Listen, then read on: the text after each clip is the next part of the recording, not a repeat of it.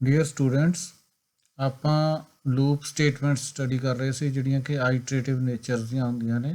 ਜਦੋਂ ਕੋਈ ਸਟੇਟਮੈਂਟ ਨੂੰ ਆਪਾਂ ਇੱਕ ਤੋਂ ਜ਼ਿਆਦਾ ਵਾਰ ਰਿਪੀਟ ਕਰਨਾ ਹੁੰਦਾ।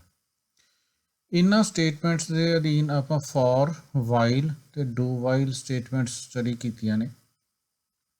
ਹੁਣ ਉਹਨਾਂ ਸਟੇਟਮੈਂਟਸ ਦੇ ਨਾਲ ਕੁਝ ਹੋਰ ਐਡੀਸ਼ਨਲ ਸਟੇਟਮੈਂਟਸ ਸਾਨੂੰ ਕਾਫੀ ਹੈਲਪਫੁਲ ਹੁੰਦੀਆਂ ਨੇ, ਜਿਹੜੀਆਂ ਕਿ while, do while and for statements ਦੇ ਵਿੱਚ ਆਪਾਂ ਯੂਜ਼ ਕਰ ਸਕਦੇ ਹਾਂ। ਇਹਨਾਂ ਦੇ ਵਿੱਚ ਜਿਹੜੀਆਂ ਸਟੇਟਮੈਂਟਸ ਅੱਜ ਆਪਾਂ ਸਟੱਡੀ ਕਰਾਂਗੇ, ਜਿਹੜੀਆਂ ਲੂਪ ਸਟੇਟਮੈਂਟਸ ਹੈਲਪਫੁਲ ਹੁੰਦੀਆਂ ਨੇ, ਉਹਨਾਂ ਦੇ ਵਿੱਚ ਸਭ ਤੋਂ ਪਹਿਲੀ ਸਟੇਟਮੈਂਟ ਹੈ ਬ੍ਰੇਕ ਸਟੇਟਮੈਂਟ। ਹੁਣ ਬ੍ਰੇਕ ਸਟੇਟਮੈਂਟ ਜਿਹੜੀ ਹੈਗੀ ਹੈ, ਇਹਨੂੰ ਆਪਾਂ ਕਿਵੇਂ ਔਰ ਕਦੋਂ ਯੂਜ਼ ਕਰਦੇ ਹਾਂ। ਇਹਦੇ ਵਿੱਚ ਦੋ ਇਹਦੇ ਪ੍ਰਾਇਮਰੀ ਯੂਸੇजेस ਨੇ। ਜਦੋਂ ਇਹ ਕਿਸੇ ਵੀ ਲੂਪ ਦੇ ਅੰਦਰ ਬ੍ਰੇਕ ਸਟੇਟਮੈਂਟ ਆ ਜਾਵੇ ਤਾਂ ਉਹ ਲੂਪ ਇਮੀਡੀਏਟਲੀ ਟਰਮੀਨੇਟ ਹੋ ਜਾਂਦਾ। ਮਤਲਬ ਜਿਵੇਂ ਆਪਾਂ ਡੂ ਵਾਈਲ ਲੂਪ ਲਗਾਇਆ ਹੋਇਆ ਜਾਂ ਫॉर ਲੂਪ ਲਗਾਇਆ ਹੋਇਆ, ਜਿਵੇਂ ਫॉर ਲੂਪ ਦੇ ਵਿੱਚ ਅਸੀਂ ਕਾਊਂਟਰ ਸੈੱਟ ਕਰ ਦਿੰਦੇ ਹਾਂ ਕਿ ਉਹ 100 ਟਾਈਮ ਰਿਪੀਟ ਹੋਵੇ, ਤਾਂ ਉਹ 100 ਟਾਈਮ ਨਾਰਮਲੀ ਉਹ ਫॉर ਲੂਪ ਜਿਹੜਾ 100 ਟਾਈਮ ਰਿਪੀਟ ਹੋਏਗਾ। ਬਟ ਅਗਰ ਅਸੀਂ ਉਹ ਫॉर ਲੂਪ ਦੇ ਅੰਦਰ कोई ब्रेक स्टेटमेंट आई हुई है और वो ब्रेक स्टेटमेंट एग्जीक्यूट होगी, सपोज 10 आइटरेशंस तो बाद एग्जीक्यूट होगी, तो फॉर लूप इमीडिएटली ब्रेक हो जाएगा। बाकी दे 90 टाइम्स ਜਿਹੜੇ ਉਹਦੇ ਪੈਂਡਿੰਗ ਨੇ ਉਹ ਐਗਜ਼ੀਕਿਊਟ ਨਹੀਂ ਹੋਣਗੇ। तो ਇਸੇ ਤਰ੍ਹਾਂ ਨਾਰਮਲੀ ਇੱਕ ਸਵਿਚ ਸਟੇਟਮੈਂਟ ਹੁੰਦੀ ਹੈ ਜਿਹੜੀ ਕਿ ਅੱਜ ਦੇ ਲੈਕਚਰ 'ਚ ਆਪਾਂ ਸਟੱਡੀ ਕਰਾਂਗੇ। ਉਹਦੇ ਵਿੱਚ ਬ੍ਰੇਕ ਸਟੇਟਮੈਂਟ ਬਹੁਤ ਜ਼ਿਆਦਾ ਯੂਜ਼ ਹੁੰਦੀ ਹੈ ਕਿ ਉਹਦੀਆਂ ਸਵਿਚ ਸਟੇਟਮੈਂਟਸ ਦੇ ਜਿਹੜੇ ਪਾਰਟ ਨੇ ਉਹਨਾਂ ਨੂੰ ਟਰਮੀਨੇਟ ਕਰਨ ਲਈ ਅਸੀਂ ਬ੍ਰੇਕ ਸਟੇਟਮੈਂਟ ਦਾ ਯੂਜ਼ ਕਰਦੇ ਹਾਂ। ਸੋ ਇਹਦਾ ਸਿੰਟੈਕਸ ਹੈ ਜਿਹੜਾ ਉਹ ਇਹੀ ਹੈ ਕਿ ਬ੍ਰੇਕ ਤੋਂ ਬਾਅਦ ਸੈਮੀਕੋਲਨ। ਇਹ ਬ੍ਰੇਕ ਸਟੇਟਮੈਂਟ ਦਾ ਸਿੰਟੈਕਸ ਹੈ ਕਿ ਜਿੱਥੇ ਵੀ ਅਸੀਂ ਬ੍ਰੇਕ ਸਟੇਟਮੈਂਟ ਯੂਜ਼ ਕਰਨੀ ਹੈ ਤਾਂ ਬ੍ਰੇਕ ਤੋਂ ਬਾਅਦ ਸੈਮੀਕੋਲਨ ਪਾਉਣਾ।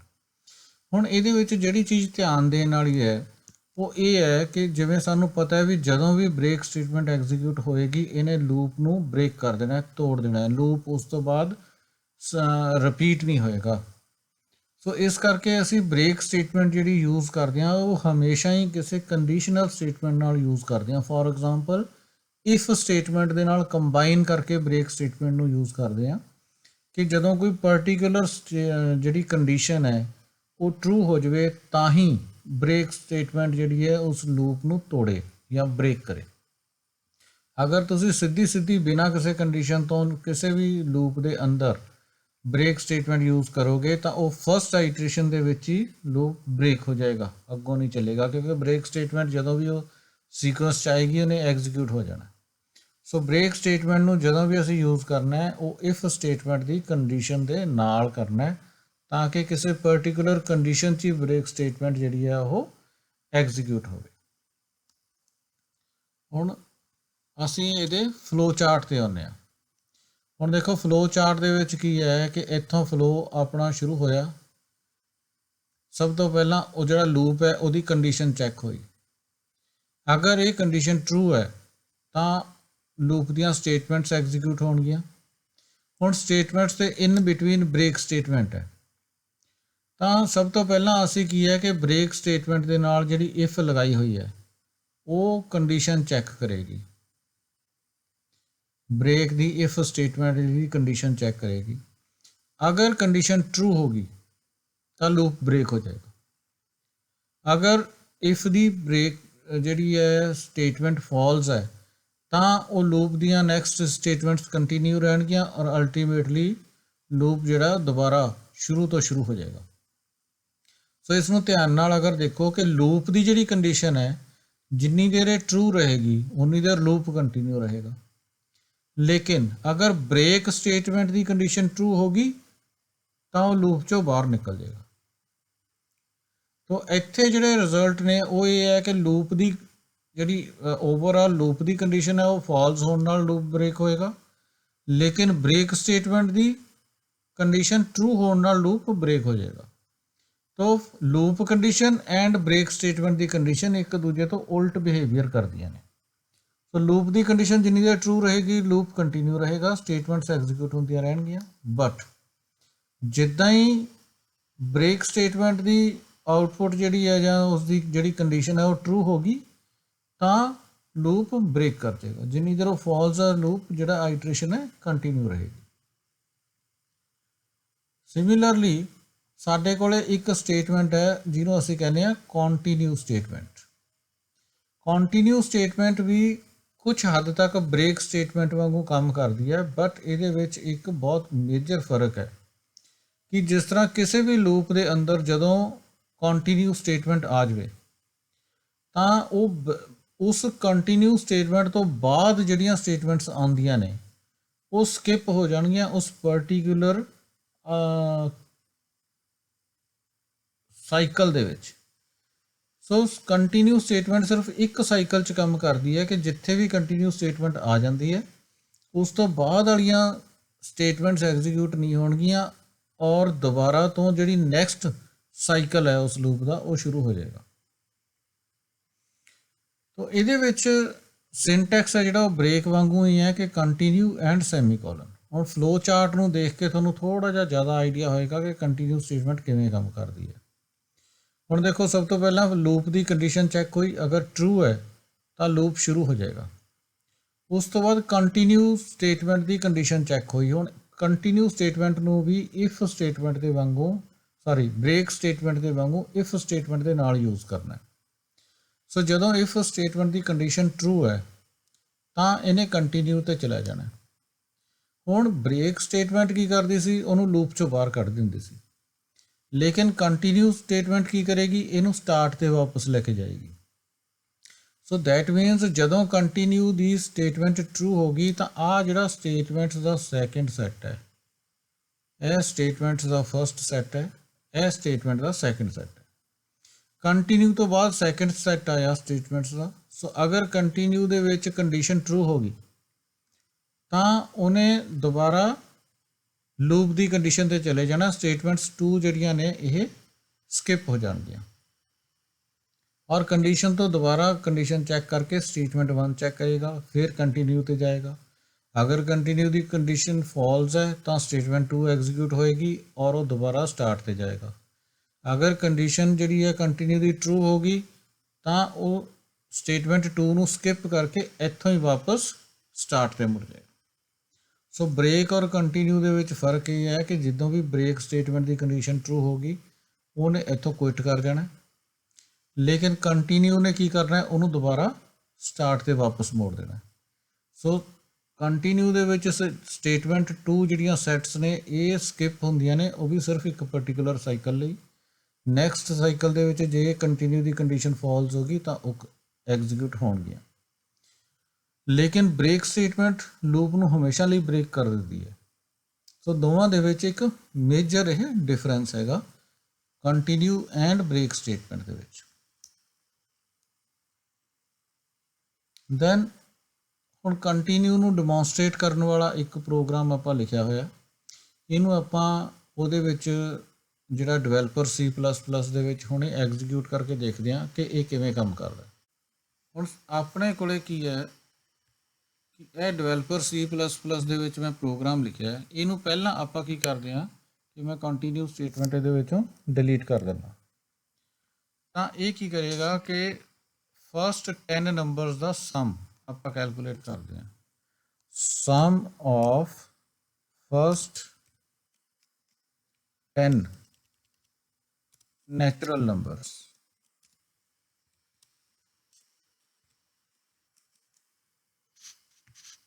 हुण देखो इत्थे आपां की लगाया फॉर लूप लगाया, इहदे विच XYZ 3 वेरीएबल्स ले ले।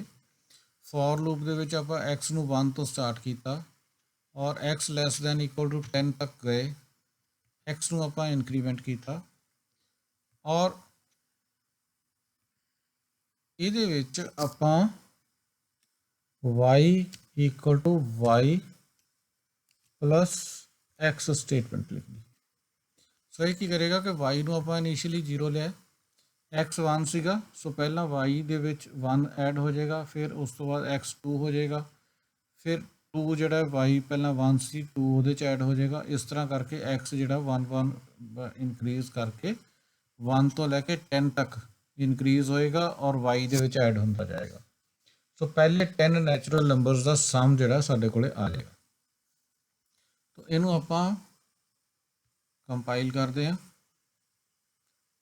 ਉਸ ਤੋਂ ਬਾਅਦ ਇਹਨੂੰ ਰਨ ਕਰਦੇ ਹਾਂ ਔਰ ਆਊਟਪੁੱਟ ਦੇ ਵਿੱਚ ਤੁਸੀਂ ਦੇਖੋਗੇ ਕਿ ਜਿਹੜਾ ਇਹਦਾ ਰਿਜ਼ਲਟ ਹੈ ਉਹ 55 ਆਇਆ। That means sum of first 10 natural numbers 1 + 2 + 3 up to 10, ਇਹਦਾ ਸਮ 55 ਆ ਗਿਆ। ਜਿਹੜਾ ਅਗਰ ਤੁਸੀਂ 1 to 10 ਨੰਬਰਸ ਨੂੰ ਜੋੜ ਕੇ ਦੇਖੋਗੇ ਤਾਂ ਆਨਸਰ ਜਿਹੜਾ ਉਹ 55 ਹੋਏਗਾ। ਬਟ ਅਗਰ ਅਸੀਂ ਚਾਹੁੰਦੇ ਹਾਂ ਕਿ ਅਸੀਂ ਸਿਰਫ ਔਡ ਨੰਬਰਸ ਦਾ ਸਮ ਕਰੀਏ, 1 ਤੋਂ 10 ਦੇ ਵਿੱਚ ਜਿੰਨੇ ਔਡ ਨੰਬਰਸ ਆਉਂਦੇ ਨੇ ਉਹਨਾਂ ਦਾ ਸਮ ਕਰੀਏ, ਈਵਨ ਨੰਬਰਸ ਦਾ ਸਮ ਨਾ ਕਰੀਏ। ਦੈਟ ਮੀਨਸ ਅਸੀਂ ਸਿਰਫ 1 + 3 + 5 + 7 + 9 ਕਰਨਾ ਚਾਹੁੰਦੇ ਹਾਂ। ਤਾਂ ਫਿਰ ਅਸੀਂ ਕੀ ਕਰਾਂਗੇ, ਕੰਟੀਨਿਊ ਸਟੇਟਮੈਂਟ ਦਾ ਸਹਾਰਾ ਲਵਾਂਗੇ ਕਿ ਜਦੋਂ ਈਵਨ ਨੰਬਰ ਆਵੇ, x ਦੀ ਵੈਲਿਊ ਈਵਨ ਹੋਵੇ ਤਾਂ x y ਦੇ ਵਿੱਚ ਐਡ ਨਾ ਹੋਵੇ, ਉਹ ਵਾਪਸ ਉੱਪਰ ਚਲਾ ਜਾਵੇ, ਔਰ ਜਦੋਂ x ਔਡ ਹੈ ਤਾਂ ਫਿਰ ਉਹ ਵਾਪਸ ਉੱਪਰ ਨਾ ਜਾਵੇ ਬਲਕਿ x ਜਿਹੜਾ y ਦੇ ਵਿੱਚ ਐਡ ਹੋ ਜਾਵੇ। ਫਿਰ ਅਸੀਂ ਕੀ ਕਰਾਂਗੇ, ਮੋਡੂਲਸ ਆਪਰੇਟਰ ਦੀ ਸਹਾਇਤਾ ਲਵਾਂਗੇ ਕਿ if x %2, that means x modulus 2, ਇਹਦੇ ਵਿੱਚ ਕੀ ਹੋਏਗਾ ਕਿ ਰਿਮਾਈਂਡਰ ਕੈਲਕੂਲੇਟ ਕਰਦਾ ਹੈ। ਸੋ ਜਿਹੜਾ ਜਦੋਂ ਵੀ x ਦੀ ਵੈਲਿਊ ਈਵਨ ਹੋਏਗੀ ਤਾਂ ਜਦੋਂ 2 ਨਾਲ ਡਿਵਾਈਡ ਕਰਾਂਗੇ ਤਾਂ ਰਿਮਾਈਂਡਰ 0 ਬਚੇਗਾ। ਤਾਂ ਉਸ ਚੀਜ਼ ਦੀ ਅਸੀਂ ਇੱਥੇ ਕੰਡੀਸ਼ਨ ਲਗਾਵਾਂਗੇ ਕਿ ਇਫ x ਮੋਡੂਲਸ 2 = 0, ਅਗਰ ਉਹ ਹੈ then ਕੰਟੀਨਿਊ। ਸੋ ਕੰਟੀਨਿਊ ਸਟੇਟਮੈਂਟ ਕੀ ਕਰੇਗੀ, ਇਹ ਹੁਣ ਵਾਪਸ ਮੁੜ ਕੇ ਕਿੱਥੇ ਚਲੀ ਜਾਏਗੀ, ਫੋਰ ਤੇ। ਲੇਕਿਨ ਅਗਰ x ਦੀ ਵੈਲਿਊ ਔਡ ਹੈ ਤਾਂ ਉਹਨੂੰ ਜਦੋਂ ਅਸੀਂ 2 ਨਾਲ ਡਿਵਾਈਡ ਕਰਾਂਗੇ ਤਾਂ ਰਿਮਾਈਂਡਰ 0 ਨਹੀਂ ਆਏਗਾ, ਤਾਂ ਉਸ ਕੇਸ ਦੇ ਵਿੱਚ x ਜਿਹੜਾ ਉਹ y ਦੇ ਵਿੱਚ ਐਡ ਹੋ ਜਾਏਗਾ। ਤਾਂ ਹੁਣ ਅਸੀਂ ਇੱਥੇ ਹੈਡਿੰਗ ਚੇਂਜ ਕਰਾਂਗੇ ਕਿ sum of odd numbers between 0 and 10 is, so ਹੁਣ ਇਕੱਲੇ ਔਡ ਨੰਬਰ ਐਡ ਹੋਣਗੇ। ਤਾਂ ਇਹਨੂੰ ਅਸੀਂ ਕੰਪਾਈਲ ਕਰਾਂਗੇ ਔਰ ਉਸ ਤੋਂ ਬਾਅਦ ਰਨ ਕਰਕੇ ਵੇਖਾਂਗੇ। ਹੁਣ ਪਹਿਲਾਂ ਲਗਾਤਾਰ 10 ਨੰਬਰਸ ਦਾ ਸਮ ਜਿਹੜਾ 55 ਆ ਰਿਹਾ ਸੀ, ਲੇਕਿਨ ਹੁਣ ਸਮ ਕਿੰਨਾ ਆ ਰਿਹਾ, ਸਿਰਫ 25। ਸੋ ਅਗਰ ਤੁਸੀਂ 1 + 3 + 5 + 7 + 9 ਕਰਕੇ ਦੇਖੋਗੇ ਆਨਸਰ 25 ਆਏਗਾ। ਸੋ ਇੱਥੋਂ ਆਪਾਂ ਕੰਟੀਨਿਊ ਸਟੇਟਮੈਂਟ ਦੀ ਜਿਹੜੀ ਹੈ ਉਹ ਐਗਜ਼ਾਮਪਲ ਚੁੱਕੀ ਸੀ ਕਿ ਕੰਟੀਨਿਊ ਸਟੇਟਮੈਂਟ ਕਿਸ ਤਰ੍ਹਾਂ ਐਕਟ ਕਰਦੀ ਹੈ। ਤਾਂ ਇੱਥੇ ਆਪਾਂ ਦੇਖ ਲਿਆ ਕਿ ਉਹ ਇਫ ਸਟੇਟਮੈਂਟ ਦੇ ਨਾਲ ਜਦੋਂ ਅਸੀਂ ਕੰਬਾਈਨ ਕਰਕੇ ਇਹਨੂੰ ਲਗਾਉਂਦੇ ਹਾਂ ਤਾਂ ਉਹ ਸਾਰੇ ਈਵਨ ਨੰਬਰਸ ਜਿੰਨੇ ਵੀ ਸੀਗੇ 1 0 ਤੋਂ ਲੈ ਕੇ 10 ਦੇ ਵਿਚਲੇ ਉਹ ਉਹਨੇ ਬਾਈਪਾਸ ਕਰਤੇ ਔਰ y ਦੇ ਵਿੱਚ ਐਡ ਨਹੀਂ ਹੋਣ ਦਿੱਤੇ। ਸੋ ਇਸੇ ਤਰ੍ਹਾਂ ਹੀ ਰਾਜੇ ਇੱਕ ਸਾਡੇ ਕੋਲੇ ਸਟੇਟਮੈਂਟ ਆਉਂਦੀ ਹੈ go to statement. Go to statement ਦੇ ਵਿੱਚ ਵੀ ਕੀ ਹੈ ਵੀ ਜਿੱਦਾਂ ਮੰਨ ਲਓ ਆਪਣੇ ਪ੍ਰੋਗਰਾਮ ਦਾ ਫਲੋ ਚੱਲ ਰਿਹਾ ਹੈ, ਇੱਥੇ ਸਟੇਟਮੈਂਟ 1 ਆ ਗਈ,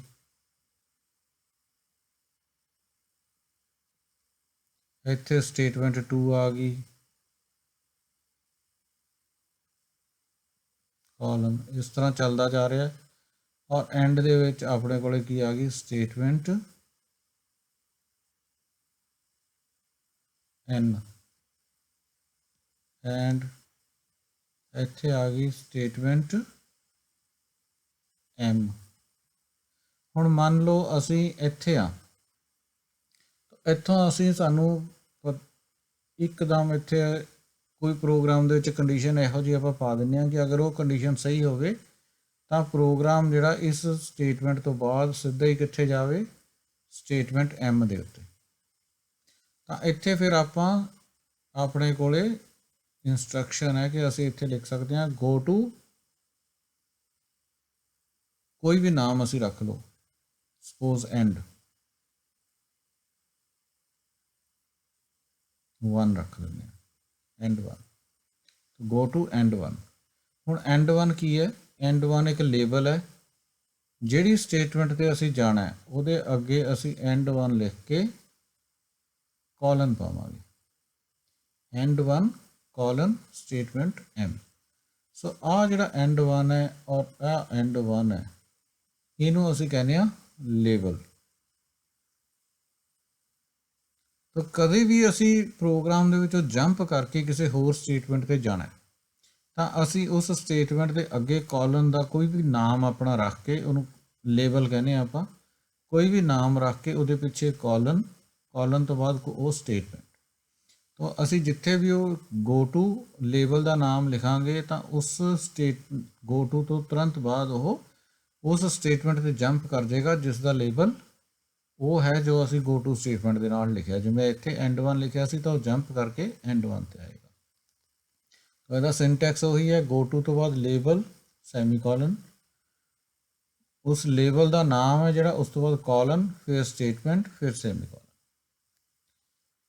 ਸੋ ਇਹ ਵੀ ਕਾਫੀ ਯੂਜ਼ਫੁਲ ਹੁੰਦੀ ਹੈ ਕਈ ਹਾਲਾਤਾਂ ਦੇ ਵਿੱਚ। ਸੋ ਅਸੀਂ 3 ਸਟੇਟਮੈਂਟਸ ਜਿਹੜੀਆਂ ਦੇਖੀਆਂ ਨੇ, ਇਹਨਾਂ ਨੂੰ ਅਸੀਂ ਕੀ ਕਹਿੰਦੇ ਆ, ਇਹ ਬ੍ਰਾਂਚਿੰਗ ਇੰਸਟਰਕਸ਼ਨਸ ਨੇ, ਇਹਨਾਂ ਨੂੰ ਅਸੀਂ ਕਹਿੰਦੇ ਆ ਬ੍ਰਾਂਚਿੰਗ ਇੰਸਟਰਕਸ਼ਨਸ।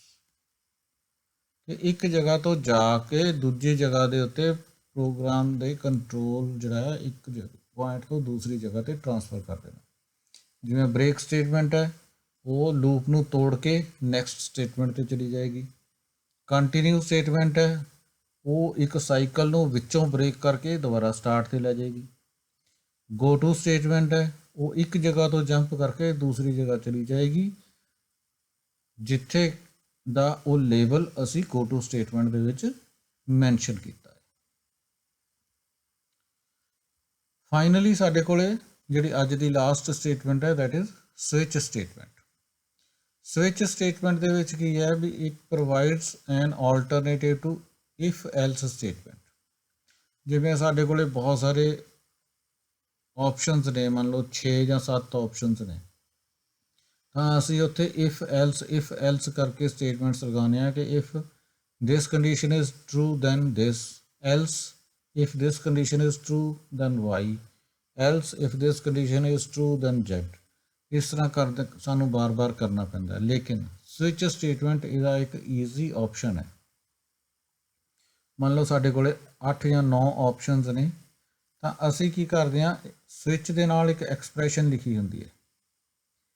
ਇਸ ਐਕਸਪ੍ਰੈਸ਼ਨ ਦੀਆਂ ਜਿੰਨੀਆਂ ਵੈਲਿਊਜ਼ ਹੋਣਗੀਆਂ ਉਨੀਆਂ ਆਪਸ਼ਨਸ ਅਸੀਂ ਇਸ ਸਵਿਚ ਨਾਲ ਐਗਜ਼ੀਕਿਊਟ ਕਰਾ ਸਕਦੇ ਹਾਂ। ਮੰਨ ਲਓ ਇਹਦੇ ਵਿੱਚ ਜਿਵੇਂ ਅਸੀਂ 1 ਤੋਂ ਲੈ ਕੇ n ਤੱਕ ਆਪਸ਼ਨਸ ਲਈਆਂ ਨੇ, ਤਾਂ ਇਸ ਐਕਸਪ੍ਰੈਸ਼ਨ ਦੀਆਂ ਜਿੰਨੀਆਂ ਵੀ ਆਨਸਰ ਪੋਸੀਬਲ ਆਨਸਰ ਹੋ ਸਕਦੇ ਨੇ ਉਨੀਆਂ ਆਪਸ਼ਨ ਅਸੀਂ ਇਸ ਸਵਿਚ ਨਾਲ ਐਗਜ਼ੀਕਿਊਟ ਕਰਾ ਸਕਦੇ ਹਾਂ। ਤੋ ਸਵਿਚ ਦੇ ਵਿੱਚ ਕਿੰਨੀਆਂ ਆਪਸ਼ਨ ਹੋਣਗੀਆਂ ਇਹ ਡਿਪੈਂਡ ਕਰਦਾ ਕਿ ਇਸ ਐਕਸਪ੍ਰੈਸ਼ਨ ਦੇ ਕਿੰਨੇ ਸੋਲੂਸ਼ਨ ਨੇ। ਜਿੱਦਾਂ ਮੰਨ ਲਓ ਕਿ ਇਸ ਐਕਸਪ੍ਰੈਸ਼ਨ ਦੀ ਅਗਰ ਵੈਲਿਊ 1 ਹੈ ਤਾਂ ਸਟੇਟਮੈਂਟ ਬਲੌਕ 1 ਐਗਜ਼ੀਕਿਊਟ ਹੋਏਗਾ। ਉਸ ਤੋਂ ਬਾਅਦ ਅਸੀਂ ਬ੍ਰੇਕ ਲਗਾ ਦੇਣੀ ਹੈ। ਬ੍ਰੇਕ ਸਟੇਟਮੈਂਟ ਜਦੋਂ ਆ ਗਈ ਤਾਂ ਇਹ ਬ੍ਰੇਕ ਕਰਕੇ ਸਵਿਚ ਚੋਂ ਬਾਹਰ ਨਿਕਲ ਜਾਏਗੀ। तो case value 2 value n default है, कोई भी एग्जीक्यूट नहीं होएगी। लेकिन अगर एक्सप्रैशन की वैल्यू जी है 2 है तो वह सीधा वैल्यू 2 ते आ जाएगा, वैल्यू 1 बाईपास हो जाएगी। फिर स्टेटमेंट ब्लॉक 2 एग्जीक्यूट होएगा, दैन ब्रेक। सिमिलरली अगर यदि वैल्यू n है तो सीधा वैल्यू n ते आ जाएगा, उपरलियां स्टेटमेंट बाईपास हो जाएगियां, स्टेटमेंट ब्लॉक n एग्जीक्यूट हो जाएगी एंड ब्रेक करके वो बाहर निकल जाएगा। लेकिन अगर मान लो इस एक्सप्रैशन दियाँ n वैल्यूज़ ने 1 तो लैके n तक, तो ये तो बिना होर कोई आंसर आ गया जिहड़ा कि वैल्यू 1 तो लैके वैल्यू n जिहड़ी है कवर नहीं करती, ਤਾਂ उस केस ਦੇ ਵਿੱਚ ਕੀ ਹੋਏਗਾ, ਸਾਡੇ ਕੋਲੇ ਆਪਸ਼ਨ ਹੈ डिफॉल्ट। डिफॉल्ट तो बाद कॉलन पाया होया तो स्टेटमेंट डिफॉल्ट्स एंटर होणगे। ਜਿੱਦਾਂ ਮੰਨ ਲਓ ਮੈਂ ਇੱਕ ਐਗਜ਼ਾਮਪਲ ਦੇ ਦੇਣਾ, ਆਪਾਂ ਇੱਥੇ ਕੋਈ ਵੇਰੀਏਬਲ ਲਿਆ x। ਹੁਣ x ਦੀ ਵੈਲਿਊ ਜਿਹੜੀ ਹੈ ਉਹ ਕੋਈ ਵੀ ਹੋ ਸਕਦੀ ਹੈ, ਲੇਕਿਨ ਅਸੀਂ ਇੱਥੇ ਜਿਹੜੇ ਕੇਸ ਲਏ ਉਹ 1 to 6 ਤੱਕ ਲਏ।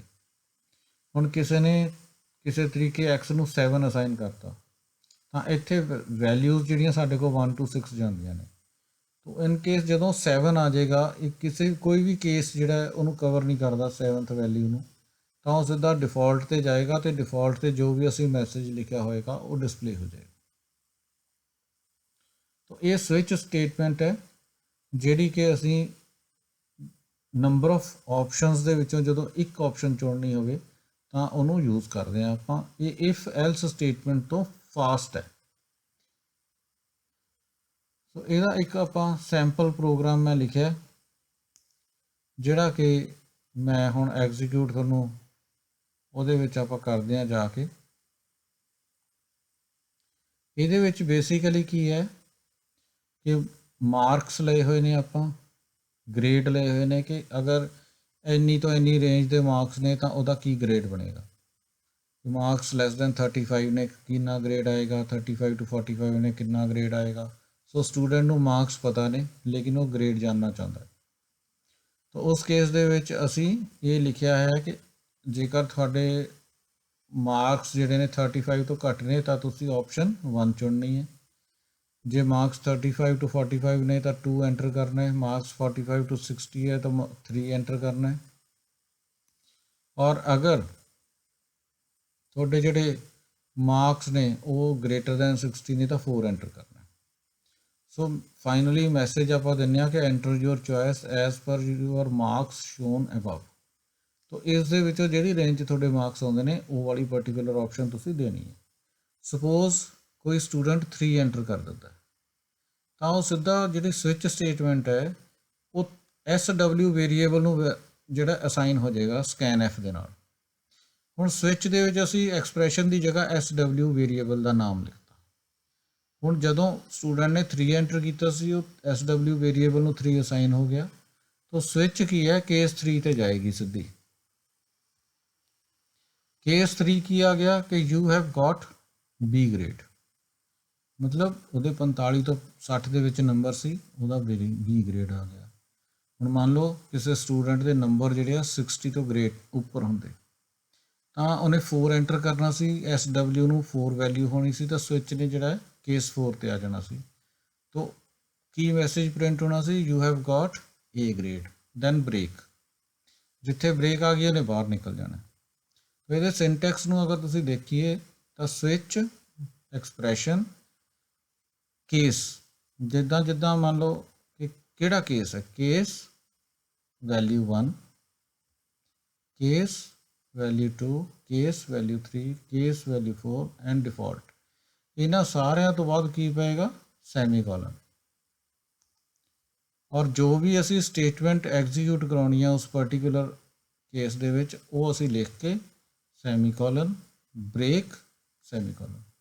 ਹਰ ਇੱਕ ਪਰਟੀਕੂਲਰ ਗਰੁੱਪ ਦੇ ਬਾਅਦ ਬ੍ਰੇਕ ਲੱਗਣੀ ਹੈ ਤਾਂ ਕਿ ਨੈਕਸਟ ਕੇਸ ਜਿਹੜਾ ਉਹ ਐਗਜ਼ੀਕਿਊਟ ਨਾ ਹੋਵੇ। ਅਗਰ ਤੁਸੀਂ ਬ੍ਰੇਕ ਸਟੇਟਮੈਂਟ ਨਹੀਂ ਲਾਓਗੇ ਤਾਂ ਜਿਵੇਂ ਮੰਨ ਲਓ ਉਹਨੇ ਵੈਲਿਊ 2 ਚੂਜ਼ ਕੀਤੀ ਸੀਗੀ ਤਾਂ ਉਹ you have got C grade ਤੋਂ ਬਾਅਦ ਉਹਨੇ ਕੇਸ 3 ਚੁੱਕ ਲੈਣਾ, you have got B grade ਵੀ ਪ੍ਰਿੰਟ ਕਰ ਦੂਗਾ। ਸੋ ਇਸ ਕਰਕੇ ਇੱਥੇ ਬ੍ਰੇਕ ਸਟੇਟਮੈਂਟ ਲਿਖਣੀ ਜ਼ਰੂਰੀ ਹੈ। ਇਹਨੂੰ ਪ੍ਰੈਕਟੀਕਲੀ ਦੇਖਣ ਦੇ ਲਈ ਆਪਾਂ ਕੀ ਹੈ ਕਿ ਆਪਣੇ ਮੈਨੂਅਲ ਦੇ ਵਿੱਚ ਜਾਂਦੇ ਹਾਂ। ਡਿਵੈਲਪਰ C++ ਪ੍ਰੋਗਰਾਮ ਦੇ ਵਿੱਚ ਮੈਂ ਉਹੀ ਚੀਜ਼ ਜਿਹੜੀ ਹੈ ਇੱਥੇ ਪ੍ਰਿੰਟ ਕੀਤੀ ਹੈ। ਸਭ ਤੋਂ ਪਹਿਲਾਂ ਆਪਣਾ ਇੰਟੀਜਰ ਵੇਰੀਏਬਲ ਆਪਾਂ ਲੈ ਲਿਆ SW। ਤੋ ਮੈਸੇਜ ਆਪਾਂ ਜਿਹੜਾ ਸਭ ਤੋਂ ਪਹਿਲਾਂ ਕੀ ਦਿਆਂਗੇ ਕਿ ਗ੍ਰੇਡ ਕੈਲਕੂਲੇਟਰ ਹੈ ਇਹ, ਔਰ ਆਹ ਸਾਰੀਆਂ ਸਟੇਟਮੈਂਟਸ ਪ੍ਰਿੰਟ ਹੋਣਗੀਆਂ 1 2 3 4। ਉਸ ਤੋਂ ਬਾਅਦ ਇਹ ਮੈਸੇਜ ਪ੍ਰਿੰਟ ਹੋਏਗਾ ਕਿ ਆਪਣੀ ਚੋਇਸ ਐਂਟਰ ਕਰੋ। ਫਿਰ ਆਪਾਂ ਕੱਲੀ ਕੱਲੀ ਚੋਇਸ ਐਂਟਰ ਕਰਕੇ ਉਹਨੂੰ ਚੈੱਕ ਕਰਾਂਗੇ ਵੀ ਸਾਡਾ ਕੀ ਆਨਸਰ ਆ ਰਿਹਾ। ਜਿਵੇਂ ਐਗਜ਼ੀਕਿਊਟ ਦੇ ਵਿੱਚ ਜਾ ਕੇ ਆਪਾਂ ਪਹਿਲਾਂ ਇਹਨੂੰ ਕੰਪਾਈਲ ਕੀਤਾ, ਫਿਰ ਐਗਜ਼ੀਕਿਊਟ 'ਤੇ ਜਾ ਕੇ ਰਨ ਕਰਾਂਗੇ। ਤੋ ਰਨ ਕਰਨ ਦੇ ਵੇਲੇ ਆਪਾਂ ਕੀ ਦੇਖਾਂਗੇ ਕਿ ਦੇਖੋ ਆਪਣੇ ਕੋਲ ਉਹ ਚਾਰੋਂ ਹੀ ਮੈਸੇਜ ਆ ਗਏ ਔਰ ਸਾਨੂੰ ਚੋਇਸ ਐਂਟਰ ਕਰਨ ਲਈ ਦਿੱਤਾ। ਸਪੋਜ਼ ਸਾਡੇ ਜਿਹੜੇ ਮਾਰਕਸ ਹੈ ਉਹ 66 ਨੇ ਤਾਂ 1 2 3 4 ਆਪਸ਼ਨਸ ਦੇ ਵਿੱਚੋਂ ਸਾਡੀ ਜਿਹੜੀ ਆਪਸ਼ਨ ਹੈ ਉਹ ਬਣੇਗੀ 4। ਅਸੀਂ ਇੱਥੇ 4 ਪ੍ਰੈਸ ਕਰਕੇ ਐਂਟਰ ਕੀ ਦਬਾਵਾਂਗੇ। ਉਹ ਆਨਸਰ ਸਾਡੇ ਕੋਲੇ ਮੈਸੇਜ ਡਿਸਪਲੇ ਹੋ ਗਿਆ ਕਿ you have got A grade. So as per 66 marks ਸਾਨੂੰ ਪਤਾ ਲੱਗ ਗਿਆ ਕਿ ਸਾਡਾ ਗ੍ਰੇਡ ਕੀ ਹੈ, A ਗ੍ਰੇਡ। ਉਸ ਤੋਂ ਬਾਅਦ ਅਸੀਂ ਪ੍ਰੋਗਰਾਮ ਚੋਂ ਬਾਹਰ ਨਿਕਲ ਜਾਣਾ। ਸੋ ਇਸ ਤਰ੍ਹਾਂ ਕਰਕੇ ਸਵਿਚ ਸਟੇਟਮੈਂਟ ਹੈ ਜਿਹੜੀ ਉਹ ਅਮੰਗ ਮਲਟੀਪਲ ਆਪਸ਼ਨਸ ਦੇ ਵਿੱਚੋਂ ਜਦੋਂ ਅਸੀਂ ਇੱਕ ਆਪਸ਼ਨ ਚੂਜ਼ ਕਰਨੀ ਹੁੰਦੀ ਹੈ ਤਾਂ ਉਹਦੇ ਵਿੱਚ ਉਹ ਸਾਡੀ ਜਿਹੜੀ ਹੈ ਮਦਦ ਕਰਦੀ ਹੈ। ਸੋ ਅੱਜ ਦੇ ਇਸ ਲੈਕਚਰ ਦੇ ਵਿੱਚ ਆਪਾਂ ਜਿਹੜੀਆਂ ਆਪਸ਼ਨਸ ਸਟੱਡੀ ਕੀਤੀਆਂ ਨੇ ਜਾਂ ਇੰਸਟਰਕਸ਼ਨਸ ਸਟੱਡੀ ਕੀਤੀਆਂ ਨੇ ਉਹਨਾਂ ਦੇ ਵਿੱਚ break, continue, go to and switch statements ਨੇ। ਇਹਨਾਂ ਦੇ ਇਹ ਪ੍ਰੋਗਰਾਮ ਜਿਹੜੇ ਨੇ ਉਹ ਵੀ ਵਿੱਚ ਲਿਖੇ ਹੋਏ ਨੇ। ਇਹਨਾਂ ਨੂੰ ਤੁਸੀਂ ਆਪਣੇ ਮੋਬਾਈਲ ਜਾਂ ਲੈਪਟਾਪ ਦੇ ਉੱਤੇ ਰਨ ਕਰਕੇ ਦੇਖ ਸਕਦੇ ਹੋ ਔਰ ਇਹਨਾਂ ਦੇ ਸੈਂਪਲ ਕੁਐਸਚਨਸ ਔਰ ਜਿਹੜੇ ਨੇ ਹੋਰ ਕੁਝ ਐਡੀਸ਼ਨਲ ਪ੍ਰੋਗਰਾਮਸ ਪ੍ਰੈਕਟਿਸ ਦੇ ਲਈ ਉਹ ਮੈਂ ਤੁਹਾਡੇ ਨਾਲ ਸ਼ੇਅਰ ਕਰ ਦਾਂਗਾ। Thank you.